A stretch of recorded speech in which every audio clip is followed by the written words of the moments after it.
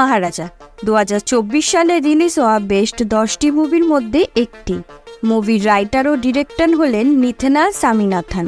চলুন আর সময় নষ্ট না করে মূল ভিডিওটি শুরু করা যাক। কিন্তু তার আগে আপনাদের যদি এই ধরনের এক্সপ্লেন ভিডিও দেখতে ভালো লাগে তাহলে ভিডিওটি লাইক করে দেবেন ও চ্যানেলটিকে অবশ্যই সাবস্ক্রাইব করে নেবে।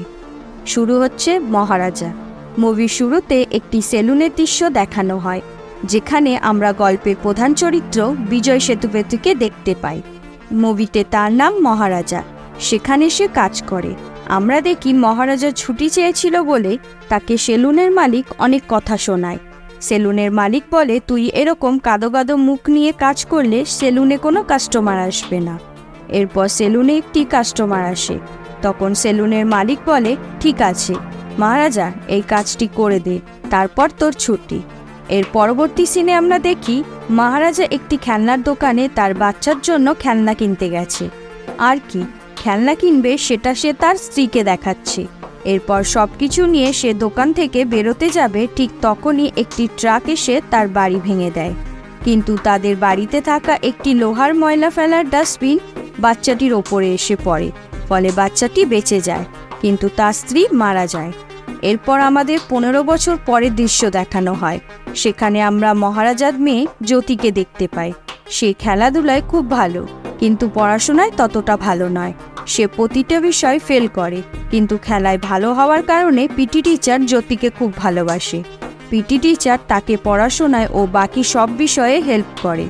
বর্তমানে সে জ্যোতিকে 100 মিটার দৌড়ের জন্য তৈরি করছে। এরপর আমরা জ্যোতির বাড়ি দেখতে পাই, যেখানে জ্যোতি, তার বাবা মহারাজা ও লক্ষ্মী থাকে। লক্ষ্মী হলো সেই ময়লা ডাস্টবিনটা, যেটা ছোটবেলায় জ্যোতিকে অ্যাক্সিডেন্ট থেকে বাঁচিয়েছিল। জ্যোতি ও তার বাবা মহারাজা লক্ষ্মীকে প্রত্যেক শুক্রবার করে স্নান করিয়ে তিলক লাগিয়ে পুজো করে। মহারাজা ও জ্যোতির সম্পর্ক খুব ভালো, তারা দুজনের খেয়াল রাখে। জ্যোতি তার বাবাকে বকাঝকা করে, কারণ সে সবসময় বেখেয়ালে থাকে।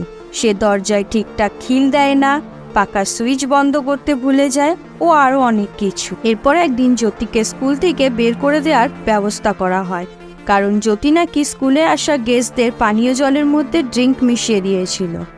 সেই কারণে স্কুলের প্রিন্সিপাল জ্যোতিকে খুব বকাঝকা করে। কিন্তু সেই মুহূর্তে পিটি টিচার একটি ছেলেকে ধরে আনে, যে কিনা আসলে এই কাজটি করেছিল। তখন সত্যিটা জানার পর প্রিন্সিপাল সেই ছেলেটিকে চড় মারে। এরপর মহারাজা প্রিন্সিপালকে বলে, আমার মেয়ে কোনো দোষ করেনি, কিন্তু তাও আপনি আমার মেয়েকে অনেক খারাপ কথা বলেছেন, তাই আপনি আমার মেয়েকে সরি বলুন। এটা শুনে প্রিন্সিপাল রেগে যায় আর মহারাজাকে সেখান থেকে চলে যেতে বলে। কিন্তু মহারাজা বারবার প্রিন্সিপালকে সরি বলার জন্য বলে। তখন প্রিন্সিপাল সরি না বলে গার্ডকে ডেকে মহারাজা ও জ্যোতিকে বের করে দিতে বলে। তখন মহারাজাকে ওখান থেকে গার্ডটা বার করতে যায়, কিন্তু মহারাজা একটি স্টিলের পাইপ ধরে নেয় আর বলতে থাকে, যতক্ষণ না প্রিন্সিপাল আমার মেয়েকে সরি বলবেন ততক্ষণ আমি এখান থেকে যাব না। এই দেখে জ্যোতিও কাঁদতে থাকে আর সে প্রিন্সিপালকে বলে, স্যার আপনি আমায় সরি বলে দিন, না হলে আমার বাবা এখান থেকে যাবে না, আমার বাবা এই রকমই। তখন বাড়াবাড়ি হয়ে যাচ্ছে দেখে প্রিন্সিপাল জ্যোতিকে সরি বলে দেয় আর এখানে এই ঝামেলার সমাধান হয়ে যায়। এই ঘটনার 10 দিন পর জ্যোতি স্কুলের খেলায় ভালো নম্বর পায়, তাই তাকে স্টেটের বাইরে প্র্যাকটিসের জন্য ক্যাম্পে নিয়ে যাবে বলে ঠিক করা হয়। যাওয়ার আগে জ্যোতি তার বাবাকে বলে যায়, 10 দিনের জন্য আমি বাইরে যাচ্ছি, সেই কয়েকদিন তুমি আমায় ভিডিও কল করতে থেকো আর লক্ষ্মীর খেয়াল রেখো। এরপর একদিন রাতে মহারাজা যখন কাজ শেষ করে বাড়ি ফেরে, তখন তার সাথে একটা দুর্ঘটনা ঘটে যায়। আমরা দেখি মহারাজা অজ্ঞান হয়ে পড়ে আছে। দেখে মনে হয় খুব মারধর করা হয়েছে, আর ঘরের অবস্থা দেখে মনে হয় ঘরে চুরি হয়েছে। অন্যদিকে আমরা দেখি একজন ধনী ব্যক্তি ফরচুনার গাড়ি নিয়ে একটি গ্যারেজে আসে আর ম্যানেজারকে ডেকে তাকে মারধর করতে থাকে। ধনী লোকটি ম্যানেজারকে বলে, আমি কাল যে গাড়িটি সার্ভিসিং করতে দিয়েছিলাম সেখানে আমার স্যারের দেওয়া একটি সানগ্লাস ছিল, যেটা তোমরা চুরি করে নিয়েছো। এমনকি আমার গাড়িটা প্রায় 300 কিলোমিটার চালানো হয়েছে। এমনটা কেন করা হয়েছে? তখন ম্যানেজার যে এই গাড়িটি সার্ভিস করেছিল তাকে ডাকে, তার নাম ধানা। তখন ধনী ব্যক্তিটি ধানাকেও মারধর করতে থাকে। কিন্তু ধানা কিছুতেই কিছু বলে না। উল্টে সে ধনী লোকটিকে বলে, তোকে আজ রাতে দেখে নেব। এর মধ্যে এটা জানা যায় যে ধানা 2 দিন আগেই জেল থেকে বেরিয়েছে। এরপর রাতের বেলায় সেই ধনী ব্যক্তি তার বন্ধুদেরকে নিয়ে একটি বারে মদ্যপান করছিল। সেই সময় ধানা সেখানে আসে আর সেই ধনী লোকটিকে খুব মারধর করে আর সবার সামনে তার সানগ্লাসটি ভেঙে দেয় আর সেখান থেকে চলে যায়। এর পরের দিন আমাদের একটা পুলিশ স্টেশনের দৃশ্য দেখানো হয়। সেখানে মহারাজা তার বাড়িতে হয়ে যাওয়া ঘটনার জন্য অভিযোগ লিখতে আসে। সে বলে, আমি পাশেই থাকি, আমার নাম মহারাজা। আমি সেলুনে কাজ করে প্রত্যেক দিন 10টার সময় বাড়ি ফিরি। ওই দিন রাতে বাড়ি ফিরে এসে দেখি ঘরের সব জিনিস ছড়ানো ছিটানো পড়ে আছে। এরপর 3টে লোক মুখে মাস্ক পরে আমাকে মারধর করে ঘরের ডাস্টবিন অর্থাৎ লক্ষ্মীকে নিয়ে চলে যায়। আর সেই লোকগুলোর মধ্যে একজনের পিঠে কানের আকৃতির ক্ষত আছে। তখন পুলিশ বলে, ডাস্টবিন চুরির জন্য কোনো অভিযোগ হয় না, তাই তুমি এখান থেকে চলে যাও। কিন্তু মহারাজা ওখান থেকে যায় না, বরং সেই পুলিশ স্টেশনে একটি কাঠের টুকরো ধরে দাঁড়িয়ে যায়। সে বলে, যতক্ষণ না তার অভিযোগ লেখা হবে ততক্ষণ পর্যন্ত আমি এখান থেকে যাব না। এই বিষয়ে মহারাজার সাথে পুলিশদের টানাটানি চলতে থাকে, ফলে পুলিশ স্টেশনের অবস্থা খারাপ হয়ে যায়। অন্যদিকে আমরা ওই থানার পুলিশ বরদরাজনকে দেখতে পাই। সে একটি বাড়িতে 80 তোলা সোনা চুরির মামলায় ইনভেস্টিগেশন করছে। সেখানে সে চোরকে ধরে নেয় ও বাড়ির মালিককে সোনা ফেরত দিয়ে দেয়। কিন্তু বাড়ির মালিক বলে, এই সোনাগুলো নকল, আমার আসল সোনা কোথায়? তখন বরদরাজন বলে, আপনি যা কাজ করেন সেই হিসাবে আপনার মাইনে প্রায় 60,000। তাহলে আপনি এত টাকার মালিক হলেন কিভাবে? এমনটা শুনে বাড়ির মালিক আর কিছু বলার সাহস পায় না। এরপর বরদরাজন থানায় আসে। সেখানকার অবস্থা দেখে সে জিজ্ঞাসা করে, এসব কি করে হলো? তখন সবাই মহারাজার ওপর আঙুল দেখায়। এরপর মহারাজা তার সেই একই কাহিনী বরদরাজনকেও শোনায়। সব কিছু শুনে বরদরাজন মহারাজাকে চলে যেতে বলে, কিন্তু মহারাজা না যাওয়ায় সে বন্দুক বার করে। কিন্তু বন্দুক দেখেও মহারাজা সেখান থেকে এক চুলোও নড়ে না। মহারাজা বলে, আমার লক্ষ্মীকে খোঁজার জন্য আপনাকে 5 লাখ টাকা দেব। এই কথাটা শোনা মাত্র স্টেশনের ভেতরে উতালপাতাল শুরু হয়ে যায়। সবাই এটা ভাবতে থাকে যে শুধুমাত্র একটা ময়লা ডাস্টবিনের জন্য 5 লাখ টাকা, নাকি ময়লা ডাস্টবিনের ভেতর অন্য কিছু রহস্য লুকিয়ে আছে। তখন পুলিশরা চারিদিকে খোঁজাখুঁজি চালু করে দেয়। এরপর অন্যদিকে আরেকটি গল্প শুরু হয়। সেখানে 2টো চোরকে দেখা যায়, একজনের নাম সিলভা আর অন্যজন সাবরি। ঘরে চুরি করার সাথে সাথে তারা ঘরে থাকা নাবালিকাদের ধর্ষণ করে তাদের জ্বালিয়ে মেরে দেয়। এখান থেকে বোঝা যায় তারা রাক্ষসের থেকে কম নয়। এরপর আমরা সিলভার ফ্যামিলিকে দেখতে পাই। ফ্যামিলিতে তার স্ত্রী ও ছোট মেয়ে আম্মু আছে। সিলভা আম্মুকে খুব ভালোবাসে, তার জন্য সে সব কিছু করতে পারে। আম্মুর পিঠে একটা ক্ষত আছে, যেখানে সিলভা রোজ ওষুধ লাগিয়ে দেয়। সে তার মেয়ের জন্য একটি খেলনা আনে, যেটা আম্মুর পছন্দ হয় না। তখন সিলভা সেই খেলনাটা সেই ডাস্টবিনটা ফেলে দেয়, যেটা আমরা মহারাজার বাড়িতে দেখেছিলাম। ওইদিকে পুলিশ নানা জায়গায় সেই ময়লা ডাস্টবিনটি খোঁজা চালু করে দেয়, কিন্তু তারা কিছুই খুঁজে পায় না। মহারাজা সব সময় থানায় পড়ে থাকে। সে কাজে যাওয়া বন্ধ করে দেয়। এরপর দেখা যায় জ্যোতি কম্পিটিশনে পুরো দম লাগাচ্ছে আর ফাঁকা সময় তার বাবাকে ফোন করে লক্ষ্মীর ফটো পাঠাতে বলছে, কিন্তু মহারাজা এই সব কিছু ইগনোর করে দিচ্ছে। ওইদিকে পুলিশ পুরনো ডাস্টবিনের পরিবর্তে নতুন ডাস্টবিন কেনার চেষ্টা করে। তারা ডাস্টবিন খুঁজতে খুঁজতে একটি দোকানের ভেতর নাল্লা শিবা নামে একজনকে দেখতে পায়, যে পুলিশের হয়ে কাজ করে। তখন অফিসার বরদরাজন নাল্লা শিবাকে ডাস্টবিন খুঁজতে তাদের সাহায্য করতে বলে। ওইদিকে কার সার্ভিসিং সেন্টারের ম্যানেজার কয়েকদিন ধরে ধানাকে খুঁজে না পাওয়ায় ধানার নামে ডায়েরি করতে থানায় আসে। তখন থানায় থাকা মহারাজা সেই লোকটির হাতে থাকা ফটোতে ধানাকে দেখতে পায়। তখন আমরা 2 দিন আগে একটা ঘটনা দেখতে পাই। আমরা দেখি মহারাজাকে যখন মারা হয়েছিল তখন গুন্ডাদের পকেট থেকে একটি টোল প্লাজার বিল পড়ে যায়। সেখানে থাকা গাড়ির নাম্বারটি ফলো করে মহারাজা গাড়ির মালিককে খুঁজতে সেই ধনী লোকটির থেকে লক্ষ্মীর বিষয়ে জানার চেষ্টা করে, কিন্তু লোকটি তাকে ওখান থেকে চলে যেতে বলে। এরপর সেখানে ধানা পৌঁছায় ও সেই ধনী লোকটিকে মারধর করে তার প্রিয় চশমাটা ভেঙে দেয়। এই সমস্ত ঘটনা মহারাজা দেখে নেয়। এরপর মহারাজা ধানার পেছন করতে থাকে। কেউ ওর পেছন করছে এটা ধানা বুঝতে পেরে তার লোকজনকে ইনফর্ম করে দেয়। এরপর সে একটা কারখানায় আসে আর সেখানে তার লোকেরা মহারাজাকে ধরে নেয় আর তাকে মারধর করতে থাকে। তখন মহারাজা বলে, আমার তোমাদের নিয়ে কোনো কাজ নেই, আমার শুধু ধানাকে চাই। এই বিষয়ে তাদের মধ্যে খুব ফাইট হয় আর অবশেষে মহারাজা ধানার সব লোকেদের মেরে দেয় আর ধানাকে তার বাকি 2 সঙ্গীর বিষয়ে বলতে বলে। তখন ধানা বলে তারা 3 জন ছিল, তার মধ্যে একজন পুলিশের লোক। এমনটা জানিয়ে সে সেখান থেকে পালানোর চেষ্টা করে, কিন্তু মহারাজা ছুরি দিয়ে ধানার গলা উড়িয়ে দেয়। এটা থেকে আমরা বুঝতে পারি যে মহারাজা আর যাই হোক একটি ডাস্টবিনের জন্য এত কিছু করছে না। এরপর সিন প্রেজেন্টে ফিরে আসে। এখানে কিছু সময় বাদে সেই ধনী লোকটি পুলিশ স্টেশনে আসে আর ধানার বিরুদ্ধে অভিযোগ লেখায়। অন্যদিকে পুলিশ মহারাজার পুরনো ডাস্টবিন না খুঁজে নতুন সেম দেখতে একটা ডাস্টবিন বানানোর জন্য একটি কারিগরের কাছে যায়। কারিগর বলে তাদের কাজ হয়ে যাবে, কিন্তু 2 দিন সময় লাগবে। এরপরে সিনে সিলভা তার স্ত্রী ও বাচ্চাকে নিয়ে একটি সোনার দোকানে যায় আর তার মায়ের জন্য একটি চেন পছন্দ করে, কারণ সামনে তার মেয়ে আম্মুর জন্মদিন আসছে। অন্যদিকে পুলিশের হাতে ধানার লাশ লেগে যায়। তারপর থেকে তারা তদন্ত আরও বাড়িয়ে দেয়। এরপর মেয়ের জন্মদিনের দিন সিলভা সোনার চেনটি নিয়ে ফিরতে থাকে। তখন ফোন করে সিলভার স্ত্রী তাকে বাড়ি আসার পথে দাড়ি কেটে আসার কথা বলে। সেই জন্য সিলভা ফেরার পথে একটি সেলুনে দাড়ি কাটতে যায়। সেখানে আমরা 15 বছর আগের মহারাজাকে দেখতে পাই। এটা দেখে আমরা বুঝতে পারি মুভিতে দেখানো সিলভার ঘটনাগুলো আজ থেকে 15 বছর আগের ঘটনা। এরপর সিলভা দাড়ি কাটতে বসে, তখন ট্রিমারের ব্যাটারি শেষ হয়ে যায় আর মহারাজা ব্যাটারি আনতে বাইরে যায়। সেই সময় সিলভার ফোন আসে। ফোনে সিলভার বন্ধু বলে পুলিশ তাদের ব্যাপারে জেনে গেছে, খবরের কাগজে তাদের কথা লেখা হয়েছে, তাই তাদের পালিয়ে যাওয়া উচিত। কিন্তু সিলভা তার বন্ধুকে এমনটা করতে বারণ করে। এরপর ফোন রেখে সিলভা পেছনে ঘুরে দেখে মহারাজা দাঁড়িয়ে আছে। সিলভা মনে করে মহারাজা হয়তো সব কথা শুনে নিয়েছে, এমনটা ভেবে সে টেনশন করতে থাকে। এরপর সিলভার স্ত্রী এসে চেন চাওয়াতে সিলভার চেন খুঁজতে থাকে, কিন্তু সেই চেনটা সে কোথাও খুঁজে পায় না।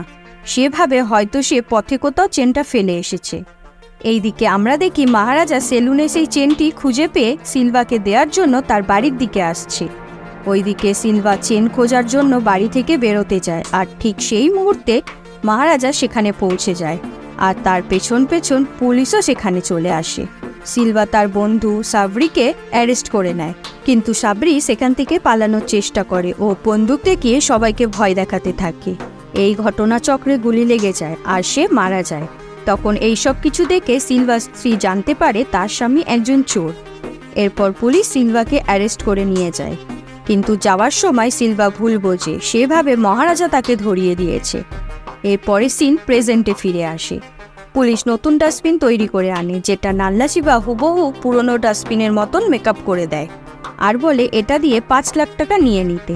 তখন বরদরাজান বলে জিনিস তো পেয়ে গেছি, কিন্তু কে চুরি করেছে এটা প্রমাণ করব কি করে। তখন সে কয়েকজন ছোটখাটো ক্রিমিনালদের ফোন করে তাদের একটি ডাস্টবিন চুরির দায় নিতে বলে, কিন্তু কেউ এমনটা করতে রাজি হয় না। সেই সময় টাকার লোভে নাল্লাশিবা সামনে এসে বলে আমি নাটকটা করতে রাজি আছি, কিন্তু কি নিয়ে নাটক করব তা তো জানতে হবে। তখন বরদরাজান পুলিশ স্টেশনে ফোন করে মহারাজাকে আবার সেই দিনের ঘটনাটি শোনাতে বলে। এরপর শুরু হয় এক ভয়ঙ্কর কাহিনী। আমরা দেখি 7 দিনের ক্যাম্প শেষ করে জ্যোতি যেদিন বাড়ি ফিরেছিল সেই দিন রাতের ঘটনা। জ্যোতি তার বাবাকে একটি জুতো কিনে দেওয়ার কথা বলেছিল, তাই মহারাজা দোকান বন্ধ করে জুতো কিনতে চায়। এর মধ্যে জ্যোতি ঘরে আগে পৌঁছে যায় আর ব্যাগ নিচে রেখে ফ্রেশ হয়ে জামা কাপড় বদলাতে থাকে।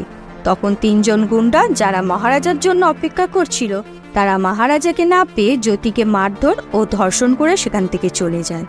এই 3 জন ছিল ধানা, নাল্লাশিবা ও 15 বছর পর জেল থেকে বেরিয়ে আসা সিলভা। সে তার বদলা নিতে এসেছিল। এরপর মহারাজা জুতো কিনে যখন বাড়ি ফেরে তখন তার মেয়ের এরকম অবস্থা দেখে সে পাগল হয়ে যায়। এরপর সে জ্যোতিকে হসপিটালে নিয়ে যায় আর জ্যোতির বেডের নিচে তার ঘরের লক্ষ্মী অর্থাৎ ডাস্টবিনটি রেখে দেয়। আর বাড়িতে ফিরে এসে রাগের চোটে ঘরের জিনিসপত্র ভাঙতে থাকে ও নিজেকে আঘাত করে বসে। এরপর টোল প্লাজার বিল ফলো করে সে ধানাকে তো মেরে দেয় আর জানতে পারে বাকি 2 জনের মধ্যে একজন পুলিশের লোক। তাই ময়লা ডিব্বা চুরি হওয়ার নাটকটি করে সে পুলিশ স্টেশনের বাকি লোক দুটোকে খোঁজার চেষ্টা করছে। মুভিতে আমরা আসল ঘটনাটা দেখতে পাই, কিন্তু মহারাজা ফোনে তার বানানো মিথ্যে গল্পটি বরদরাজনকে শোনায়। কিন্তু নাল্লা শিবা এইসব কথা শুনে বুঝতে পারে যে এটা সেই ঘর যেই ঘরে গিয়ে সে একটি মেয়েকে মারধর ও ধর্ষণ করেছিল। তখন নাল্লা শিবা নাটকটি করতে বারণ করে দেয়, কিন্তু বরদরাজন তাকে ধমক দিয়ে নাটকটি করতে রাজি করিয়ে নেয়। এরপর শিবা লুকিয়ে সিলভাকে ফোন করে ও তাকে সব কথা জানায়। শিবা নানান বাহানায় সেখান থেকে পালানোর চেষ্টা করে, কিন্তু বরদরাজন তাকে রাতে এখানেই থেকে যেতে বলে। এইদিকে হসপিটালে জ্যোতি খারাপ অবস্থায় শুয়ে আছে। জ্যোতি তার বাবাকে বলে, কেউ এত খারাপ কি করে হতে পারে? যেই লোকটি আমার এই অবস্থা করেছে, আমি তাকে দেখা করে তাকে জিজ্ঞাসা করব যে আমার সাথে কেন এমনটা করলো। এরপরের দিন বরদরাজন তার টিম ও শিবাকে নিয়ে মহারাজার বাড়িতে পৌঁছায়। বরদরাজন বলে, এই সেই লোক যে তোমার ডাস্টবিন চুরি করেছিল।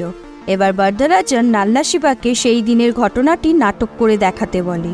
তখন নাল্লা শিবা কিভাবে কি করেছিল সেগুলো বলতে থাকে, কিন্তু সে মহারাজার সামনে ঘাবড়ে যায়।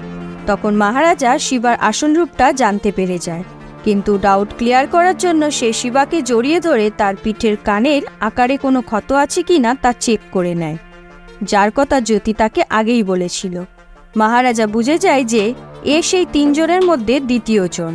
এরপর বরদরাজন মহারাজাকে শিবার কি করা উচিত তা জিজ্ঞাসা করে। তখন মহারাজা শিবাকে মাফ করে ছেড়ে দিতে বলে। তখন বরদরাজন বলে, ও যদি তোমার মেয়ের ধর্ষণ করে তাহলেও কি তুমি মাফ করে দেবে? এটা শুনে মহারাজা অবাক হয়ে যায়। তখন আমরা জানতে পারি বরদরাজন আগে থেকেই তার বাকি অফিসারদের সাথে মিলে ইনভেস্টিগেট করে নিয়েছিল আর আসল ঘটনাটি জানতে পেরে গিয়েছিল। এরপর সে মহারাজার হাতে অস্ত্র তুলে দিয়ে শিবাকে ওখানে রেখে বাইরে চলে যায়।